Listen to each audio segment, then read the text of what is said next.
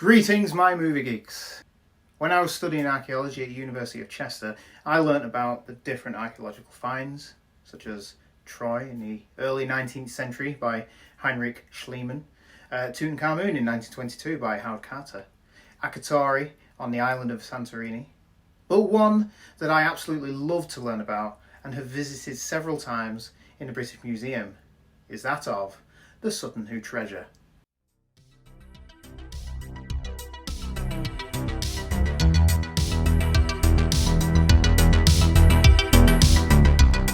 First off, please like, share, subscribe and ring the bell to be notified every Wednesday of our releases. Netflix users may well have seen a new film called The Dig. It's based on a novel by John Preston and inspired by the true events that occurred in a field on the southeast of Suffolk. Written by Moira Buffini and directed by Simon Stone, this film is a good watch on Netflix. And despite not portraying archaeology like movies have previously, you can watch Raiders of Lost Ark video here. This film shows archaeology exactly as it is. Well, not all digs have the promise of an Anglo-Saxon ship on them, trust me, I know. The film opens with Basil Brown, played by Ralph Fiennes, a self-taught archaeologist and astronomer travelling to the estate of Sutton. The landowner, Edith Pretty, played by Carey Mulligan, requested him to come to dig the mounds that are on her land, the suggestion that they are potentially from the Viking era. The first half of the film is set up nicely with slow, methodical character development of Brown and Pretty, two different people from two different classes, that they find a mutual respect based on the archaeology discovered. But it's more than that. It shows just how slow real archaeology is and how exciting it can be when you do find something. This half centres on the class differences, having Brown and others dig in the field whilst Pretty visits the site and watches on from a sheltered seat. The film focuses on the class divide, using subtle moments as Brown washing his hands using the outside tap, in contrast to Pretty using a kitchen sink. Brown also sleeps and dines with the Sutton Who's staff rather than stays in the main house and dines with Edith Pretty.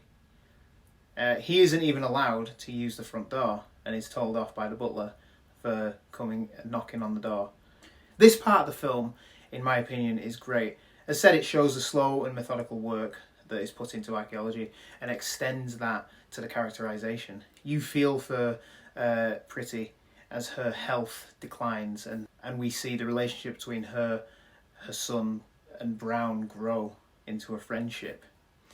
But the film has a second half, which, although isn't bad, it does enhance the melodrama with the Second World War looming and the Office of Works ordering the site to be handed over to Charles Phillips, an educated Cambridge archaeologist played by Ken Stott.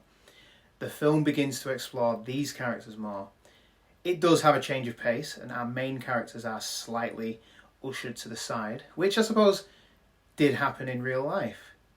James and Ben Chaplin play archaeologists Peggy Piggott and Stuart Piggott, who were brought on to dig by Phillips. Their story is centred around their rocky marriage, which also sees the addition of fictional character Rory Lomax, Pretty's cousin, who photographs the site and falls for Peggy, making that ever so lovely love triangle.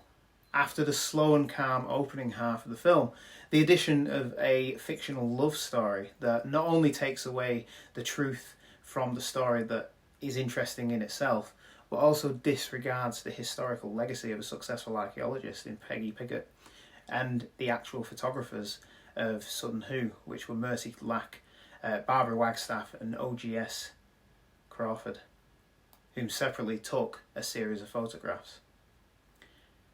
But despite all this, the story works as fiction and gives the audience something more to get involved in. I did enjoy it, despite me not liking this part of the film.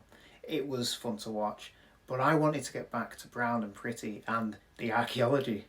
The real moments also work well, as it's hard to believe that the man who discovered the ship was omitted from the British Museum's display for many years. The The film is superbly acted and nicely shot, but what let it down is the historical inaccuracies that, when looked at, are quite hefty. An example of this is that Edith Pretty was in her mid-50s when The Dig began, and Carey Mulligan, despite being good, doesn't look the age. Overall, The Dig is an entertaining film that was something that I didn't expect to see on Netflix. It was a good Sunday evening watch, and despite many inaccuracies, it will leave you entertained and wishing lockdown number 3 was over so you could get to the British Museum to see the actual treasures.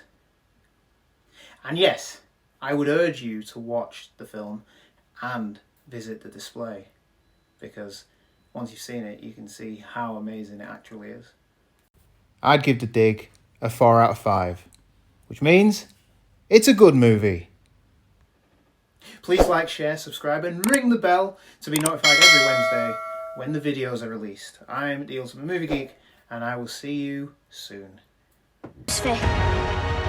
You say the word and I'll dig.